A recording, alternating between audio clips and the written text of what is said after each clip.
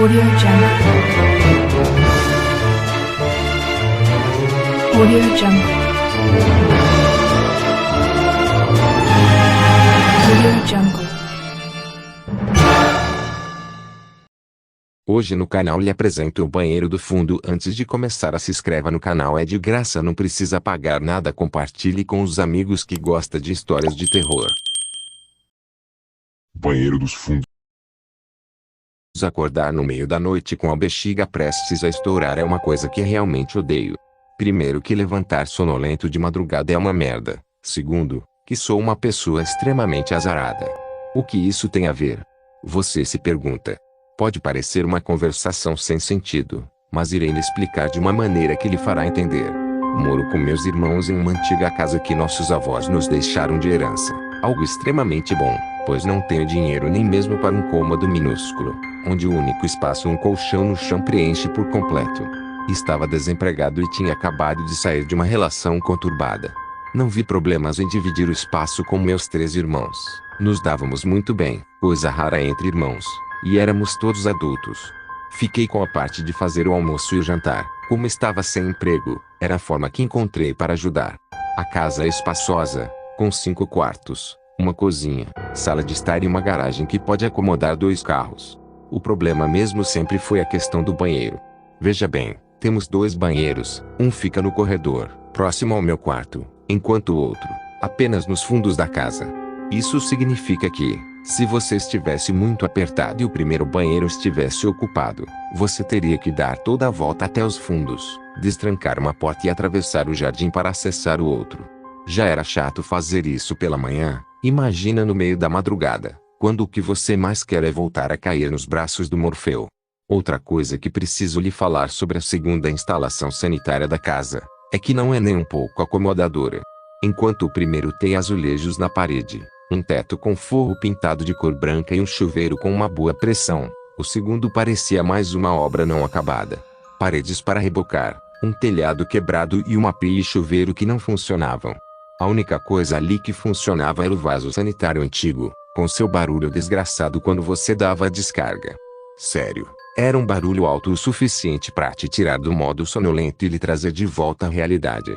Penso que meus avós estavam planejando esse segundo banheiro, mas morreram antes da obra ficar completa.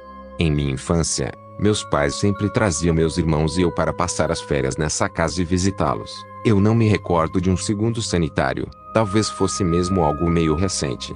Vovó tinha morrido primeiro e vovô não conseguiu aceitar a partida da esposa, entrando em um estado profundo de depressão. Em uma manhã, um dos empregados o acharam sem vida, quando foram acordar para tomar seu remédio para pressão. Deveriam ser umas 2 da manhã quando levantei-me apertado para usar o banheiro e vi que meu irmão tinha chegado primeiro. Droga, resmunguei até esperei um pouco, mas o idiota estava com problemas de estômago e aquilo iria demorar mais do que deveria. Não tinha jeito. Fiz o caminho todo até o maldito cômodo dos fundos a fim de me aliviar. Procurei o interruptor para acender a luz. Depois fechei a porta, caminhei até o vaso e fiz o que tinha vindo fazer. Me lembro de ter olhado para o teto, observando as telhas com teias de aranha e buracos feitos pelas brigas de gatos dos vizinhos. Se um dia eu conseguisse um bom dinheiro, poderia mandar ajeitar tudo, deixar o lugar mais aconchegante pelo menos.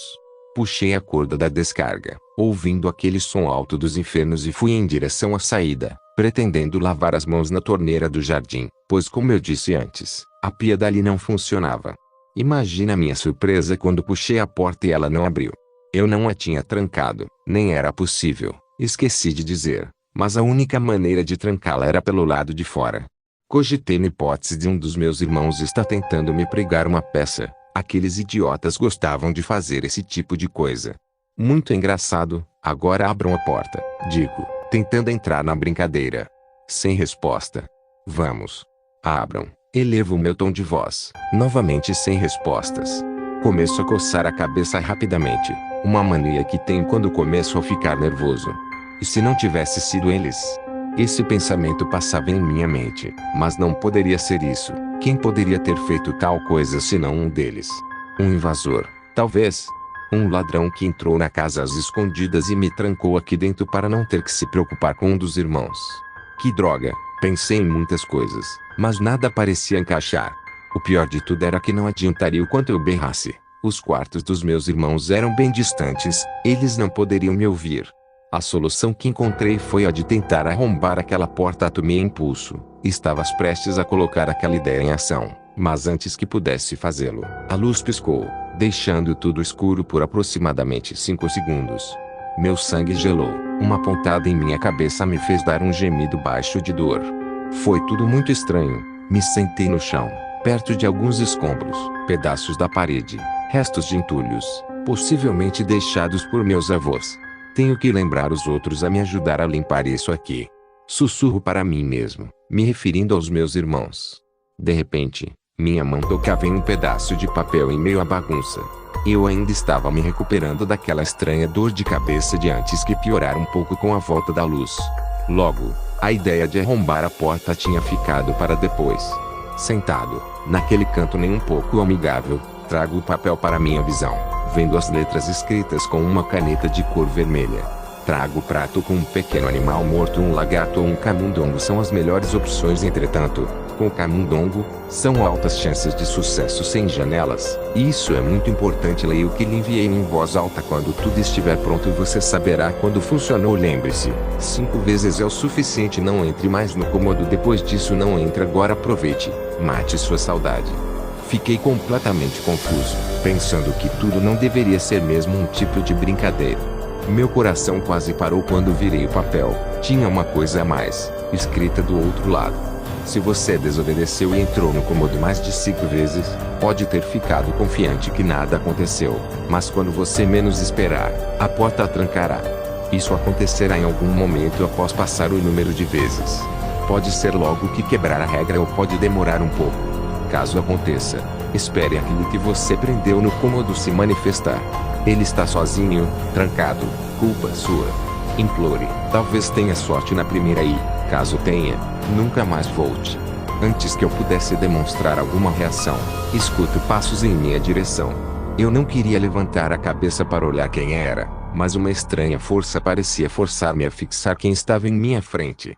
Eu levanto a cabeça. É a vovó, ou pelo menos é o que eu acho que era. A senhora alegre de minha infância tinha agora um olhar cansado. Seus olhos, grandes e arregalados, pareciam afundar em seu rosto, sendo devorados pelo excesso de pele na face envelhecida. Oh, Deus! Abri a boca para falar, nada saia, nenhum mísero som. Não conseguiria parar de tremer, meu corpo agia por vontade própria, não obedecia mais meus comandos. Todas as informações demoravam para chegar até meu cérebro. Não sei quanto tempo eu encarei, até finalmente lembrar daquela palavra, implorar. Consegui falar, na verdade, implorei. Falei de tudo para o que quer que fosse, me deixasse partir. Eu não tinha nada a ver com aquilo, nem sabia que esse tipo de coisa acontecia aqui. A entidade sorriu largamente, como se estivesse se alimentando do meu sofrimento. Não, aquilo não era a vovó, não poderia ser. Era algo que usava a sua pele, com o objetivo de enganar. O rosto distorcido e seu sorriso macabro foi a última coisa que vi quando a luz apagou de vez. Era de manhã, acordei com meus irmãos me balançando e gritando meu nome. A porta tinha finalmente sido aberta. Eles me ajudaram a se levantar, me levaram até a cozinha, sentei-me em uma das cadeiras e contei tudo o que tinha acontecido. No começo, acharam que eu estava brincando.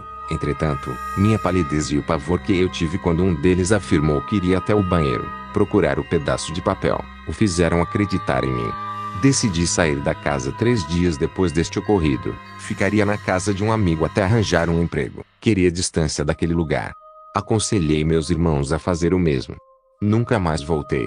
Hoje, pensando sobre isso, entendi que vovô amava a vovó. Amava-o bastante para se iludir que haveria outra vez, fazendo um ritual qualquer, trancando sua alma em um cômodo.